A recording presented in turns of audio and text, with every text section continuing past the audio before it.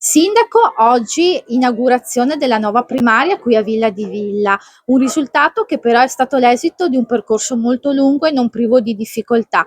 Ci può spiegare qual è stato l'iter e quali sono state le criticità che avete dovuto risolvere? Quello che abbiamo inaugurato oggi è il risultato di un lavoro lungo e faticoso, iniziato per dare una risposta alle criticità sismiche che aveva la vecchia scuola.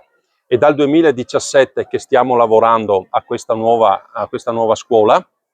L'iter è stato complicato anche durante i lavori perché la ditta a cui avevamo assegnato l'incarico di costruire la scuola purtroppo ha avuto dei grossi problemi. Quindi abbiamo dovuto ridare un incarico, ma finalmente siamo arrivati alla conclusione. Quindi tutte le difficoltà che abbiamo incontrato in questi anni adesso sono alle spalle e ci godiamo questa nuova struttura. Ho visto che i bambini l'hanno apprezzata moltissimo, quindi questo è motivo di nostra grande soddisfazione. Quali sono le caratteristiche principali della struttura che ricordiamo andrà a collegarsi con la vecchia primaria in fase di ristrutturazione e magari qualche indicazione sull'investimento che è stato necessario?